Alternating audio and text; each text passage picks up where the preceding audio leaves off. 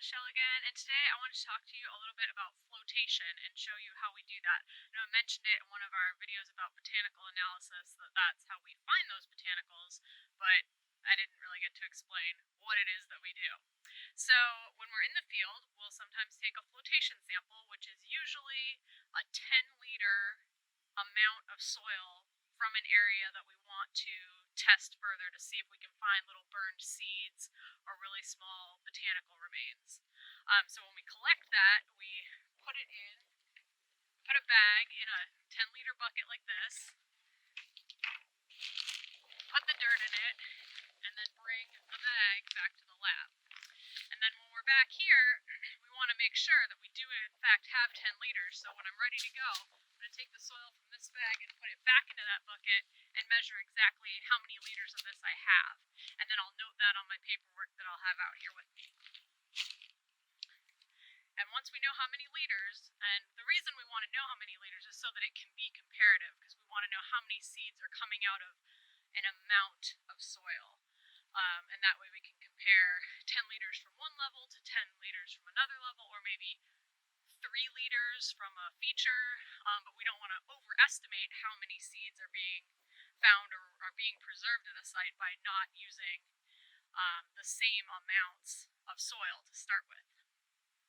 But so then we have to use our flotation barrel, and this one I'm pretty sure was made by some of my colleagues up at the coordinating office in Fayetteville, but it's essentially just a big old trash can, and it's got a tube coming out the top, and it's got a tube coming out the bottom to empty it, drain it of water, and then over on the side, you can see it's got a hose going in to run the water through it. And inside, try to do this carefully, you can see in there that there is a tube with holes in it, and that's where the water comes out. It goes through the hose and then shoots up through that.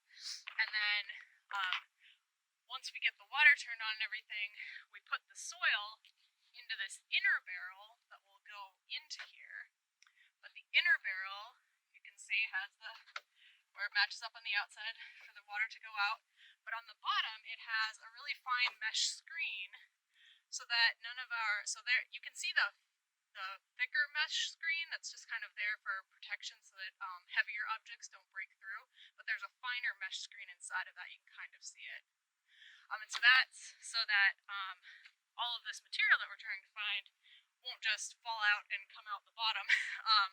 What we're trying to do is make it so that the heavy objects stay at the bottom, but the water shoots up through the barrel, and all of the light burned things like small seeds or botanical remains that we're looking for will float to the top.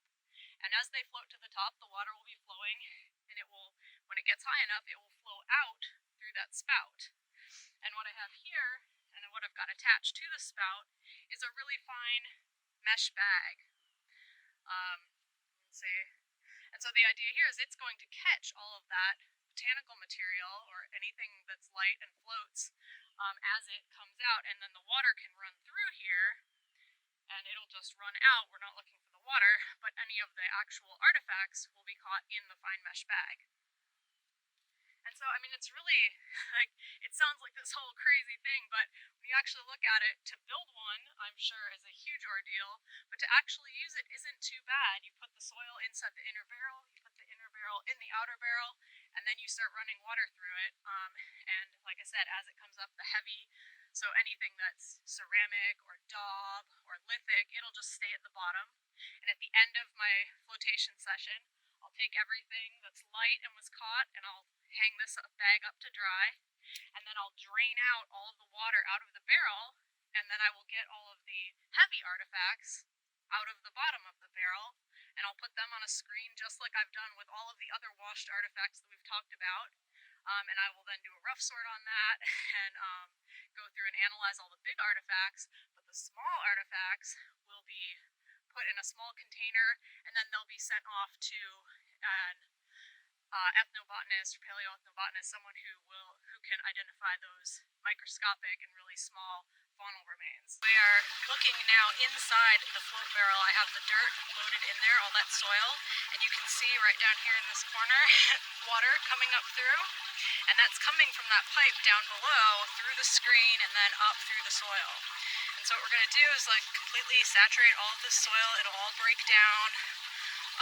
The mud, some of it will drop to the bottom, some of it will come and flow out the top. But what we're looking to do is get enough water in here, which we will. It'll fill all the way up until it starts coming out of this pipe.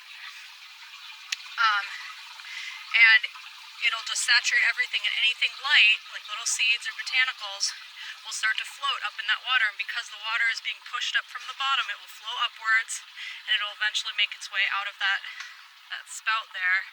And again, like I said, it'll be caught in this bag, and all of the water will just run out and cause a big mud pit everywhere.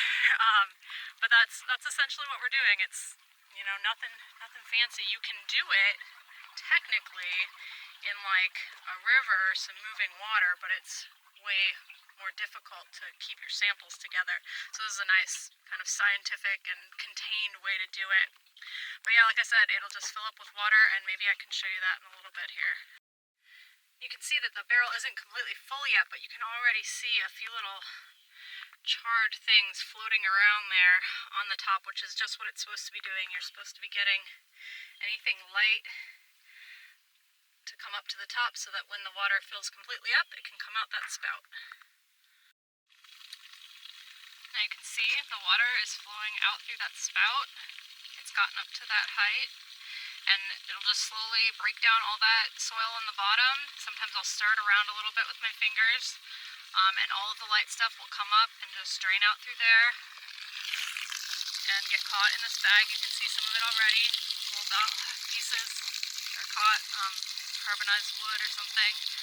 And I watch this carefully so it doesn't fall off of the end, but it's secured pretty well. So you know, like I said, we'll just keep letting this run until all of the soil's out of the bottom, and we're pretty confident we've gotten all of the botanical sample that we can get.